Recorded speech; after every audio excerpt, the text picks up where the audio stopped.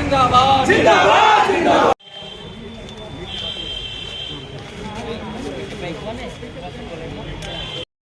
आप क्या कुछ तैयारियां कर रहे हैं?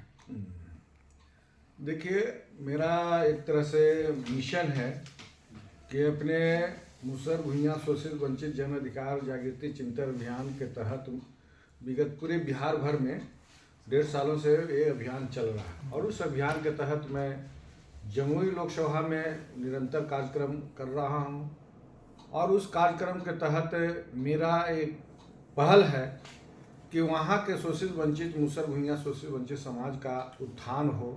जहाँ महागठबंधन सरकार के योजनाएं नहीं पहुँचता है, प्रकाश की किरणें नहीं पहुँचता है, वहाँ मैं जा के कार्यक्रम करता हूँ और वहाँ के लोगों को आसान्वित कर रहा हूँ और डीएम के सहयोग से वहाँ के लोगों को भी सरकारी योजनाओं का लाभ दिलाने का काम कर रहा हूँ। सर, जमुई से सांसद है चिराग पासवान जी, क्या उन्होंने काम नहीं किया है?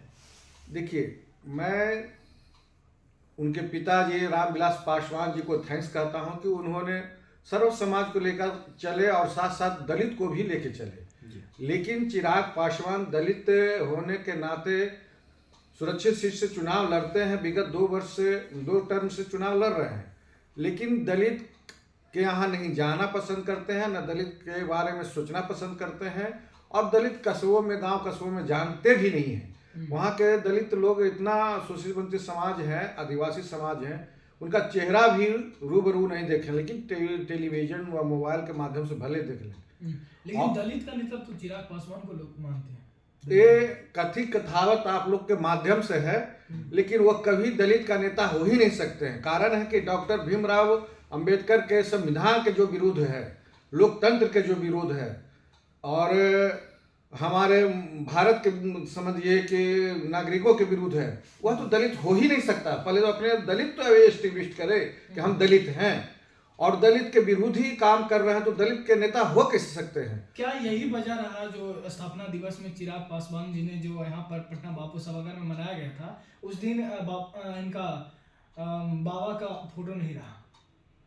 देखिए, उनको तो हर हालत में हर चीज पर पहल करना चाहिए, सोचना चाहिए और खास करके डॉक्टर भीमराव अंबेडकर का जो संविधान है और वो दलितों का समझिए कि महापुरुष हैं, भगवान हैं डॉक्टर भीमराव अंबेडकर, और उन्हीं के माध्यम से यहाँ लोकतंत्र चल रहा है, संविधान चल रहा है और ठीक वो विपरीत दिशा में जा रहे हैं और विपरीत दिशा लड़ाई लड़ रहे हैं। इसलिए वो दलित के लिए है कहाँ, और दलित सीट से चुनाव लड़ते हैं, उनको तो दलित सीट से चुनाव लड़ना भी नहीं चाहिए, इसलिए कि वह दलित के नाम पर चुनाव लड़ रहे हैं और दलित विरोधी काम कर रहे हैं, संविधान मिटाओ काम कर रहे हैं, लोकतंत्र मिटाओ काम के अभियान में चले हुए हैं। अगर लोकतंत्र ही नहीं रहेगा, संविधान ही नहीं रहेगा, तो क्या सुरक्षित सीट से लड़ सकते हैं? कभी भी नहीं लड़ सकते। सर, यदि आप चुनाव जीतते हैं जमुई लोकसभा से तो आपका क्या प्राथमिकता रहेगा सर? देखिए, मैं तो अपने सुप्रीमो गरीबों के मसीहा श्री लालू प्रसाद यादव जी को और उप मुख्यमंत्री श्री तेजस्वी प्रसाद यादव जी को और तेजस्वी प्रताप यादव जी को माता रानी जी का आशीर्वाद मिला। अगर उन लोगों का आशीर्वाद मिला तो निश्चित रूप से मैं वहाँ के जनता जनार्दन के सहयोग से चिराग बुझेगा और वहाँ निश्चित रूप से वहाँ के जनता जनार्दन का उदय होगा। और हम मेरा ये मुसहर भुइयां शोषित वंचित जन अधिकार के माध्यम से जो कार्यक्रम चलता है, उसके माध्यम से मैं 3 स्लोगन हमेशा करता हूँ कि आधी रोटी खाएंगे, अब बेटा बेटी को पढ़ाएंगे, मूर्ख रहना पाप है, अनपढ़ रहना पाप है। ये मेरा स्लोगन गांव गांव में गूंजना शुरू हो गया है और उस तर्ज पर वहाँ सबों का स्नेह प्यार मिलने लगा है। और खास करके महागठबंधन सरकार की योजनाएं जो उन लोगों तक नहीं पहुंचता था, मेरे कार्यक्रम के माध्यम से और डीएम के सहयोग से वहाँ पहुँचना शुरू हो गया। जबकि मैं वहाँ का सांसद नहीं हूँ, विधायक नहीं हूँ, फिर भी एक तमन्ना है, ललक है अपने हमारे सुप्रीमो लालू प्रसाद यादव जी का, तेजस्वी जी का जो आह्वान है कि गरीब गुरबा को जब तक हम शुद्धिकरण नहीं कर देंगे, मैंने अच्छे आर्थिक स्थिति में नहीं ला जाएंगे, आवास नहीं दे देंगे, तब तक उनकी लड़ाई और संघर्ष मैं करता रहूँगा। तो उनका संदेश मैं गांव कस्बे में पहुंचाने का काम कर रहा हूं और निश्चित रूप से अगर मैं उनका आशीर्वाद रहा सुप्रीमो लालू प्रसाद यादव जी का, डिप्टी सीएम तेजस्वी प्रसाद यादव और तेज प्रसाद यादव जी का, तो निश्चित रूप से वहाँ का जनता जनार्दन का चिराग वहाँ का जो 2 टर्म से है उनको न्योता भी देता हूँ कि तीसरा टर्म भी अपना भाग आजमा ले और उन चिराग बुझेगा और वहाँ का जनता जनार्दन का भविष्य उदय होगा और निश्चित रूप से वहाँ का विकास नंबर 1 पर पहुँचेगा। श्री कृष्ण विचार मंच के द्वारा यहाँ पर कार्यक्रम रखा गया था जिसमें मोहन यादव भी आए। अब उस कार्यक्रम में लोग वहाँ बिहार के यादवों का कहना है कि जो यादवों का ठेका लेके बैठे हुए थे लालू प्रसाद यादव जी, अब वो पूरी तरह से उनका ठेकेदारी खत्म हो गया है। देखिए, चुनावी समय में बहुत सारे अफवाहें आते जाते रहती है और जो मास है मास लीडर ये सिर्फ बिहार में ही लालू यादव नहीं दिखते हैं, एक केंद्र में भी हैं और देश विदेश में भी लालू प्रसाद यादव जी हैं जो देश विदेश के नेता हैं। इन्होंने बहुत डंडा कोरेज चलाए, लेकिन इनका गरीब गुरबा का जो आशीर्वाद मिला, इसलिए जीत आत्मा के तहत अभी भी तैनात है युद्ध लड़ने के लिए और इनका मास लीडर है यादवों का। तो निश्चित रूप से कहीं आप देखते होंगे नदी या तालाब को बांधते हैं तो थोड़ा सा रिसने से पानी उतना नहीं कमता है जितना कि सब ढोल पीटता है। बांध टूटेगा तब पानी बहेगा।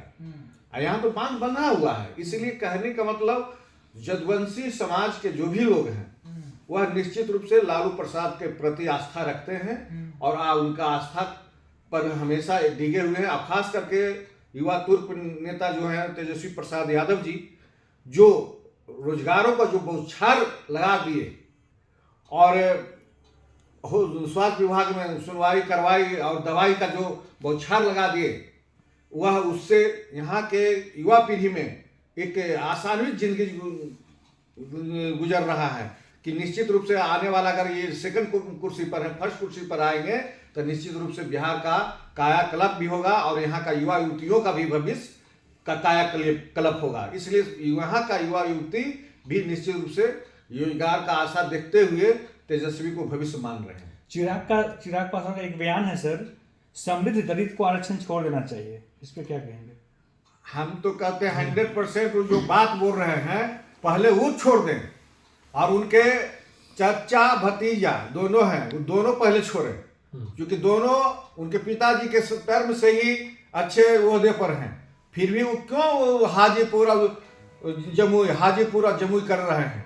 उनको तो कभी करना नहीं चाहिए, वो सही बोलते हैं। इसीलिए मैं आप लोगों को बताया कि वो दलित विरोधी हैं, दलित विरोधी खेमे में रहने वाले हैं, इसलिए दलित विरोधी हैं और दलित विरोधी का ही वह हमेशा आवाज निकालते हैं और दलितों को साथ छोड़ना चाहते हैं। तो दलित को भी चाहिए कि ऐसे ऐसे लोगों को चिन्हित करें, आपने वोट के डंके पर वैसा मार मारे कि वो दलित विरोधी होना भूल जाए और ऐसा शब्द भी बोलना भूल जाए। राम मंदिर जा रहे हैं सर, न्योता मिला राम मंदिर जाने का। हम लोग माल मुसहर हैं, राम के पुजारी शुरू से हैं। कोई भी जन्म लेता है मरता है तो शुरू से कहता है राम नाम सत्य है, तो राम तो हम लोग का जनहन में है, जनहन में। और इसलिए जब देखिए मंदिर का पुजारी होता है शंकराचार्य और शंकराचार्य को ही नहीं बुलाया जा रहा है तो किस मंदिर की पुजारी को आप खोज रहे हैं? किस पुजारी को न्योता दे रहे हैं? कैसा पुजारी है आप? और ढिंढोला पीट रहे हैं कि हम राम मंदिर का उद्घाटन कर रहे हैं, तो पूजा कर रहे हैं, स्टेब्लिश कर रहे हैं। वहाँ शंकराचार्य जो हैं, चार को शंकराचार्य हैं जो गण्यमान्य हैं, उन किसी को भी निमंत्रण नहीं दिया गया। मंदिर का तो पुजारी ही होता है और उद्घाटन भी करना चाहिए पुजारी को, लेकिन उनको न्योता भी नहीं है। तो ये ढकोसला बनाया जा रहा है, इसलिए वो राम मंदिर के सही भक्त नहीं है। सर देखा जाए तो जमुई में वहाँ की जनता जो है काफी आपको चाहने लगी है, इसकी मुख्य वजह क्या है? मुख्य वजह है कि मैं कुछ नहीं रहते हुए भी मैं आप लोगों को बताया कि अपने कार्यक्रम के माध्यम से मुसहर भुइयां शोषित वंचित जन अधिकार के माध्यम से गांव-गांव कस्बे में जा के जन समस्या का अदालत लगाता हूं एक तरह से, और उस अदालत के तहत अपने महागठबंधन सरकार से होने वाली जितनी भी लाभ योजनाएं हैं, लाभकारी योजनाएं, और डीएम के सहयोग से उनको पहुंचाने का काम करता हूं। तो किसी भी गरीब गुरबा को अगर एक कंबल दे दीजिएगा तो आपके प्रति आस्था और विश्वास रखेगा, और उसकी समस्या का जब निदान होगा तो और आस्था विश्वास रखेगा। तो उनको निश्चित रूप से लग रहा है कि किसी न किसी रूप में अब हम लोग का भविष्य उदय होगा, इसलिए उन लोग का लगाव बढ़ता जा रहा। और मैं उन लोग के आशीर्वाद से ही कहना चाहता हूँ, और अपने सुप्रीमो लालू प्रसाद यादव जी का और तेजस्वी प्रसाद यादव जी और तेज प्रताप यादव जी का आशीर्वाद रहा तो निश्चित रूप से वहाँ चिराग बुझेगा और वहाँ के जनता जनार्दन का भविष्य उदय होगा। जो कि जंगल झाड़ी में रहने वाले, पहाड़ी के कोने में रहने वाले लोगों के पास यह सरकारी योजनाओं को पहुंचाने वाला जो तंत्र है नहीं पहुंचते हैं। जहां हम उदय मांझी जा के सरकारी तंत्र योजना का पहुंचाने का प्रयास करता हूं, उसमें डीएम साहब भी बहुत भरपूर सहयोग कर रहे हैं। इसलिए महागठबंधन सरकार की योजनाओं का वहाँ जमीनी स्तर पर अब जाना शुरू हो गया है। इसलिए सार्वजनिक जिंदगी उन लोग को भी लगा कि मेरे दुख सुख में कोई शेयर करने वाला है तो उदय मांझी है, इसलिए हमारे साथ वहाँ की जनता जनार्दन जुड़ना शुरू कर दिए हैं। ठीक सर, धन्यवाद। लंबा हो गया, अच्छा है। 10 पार्ट में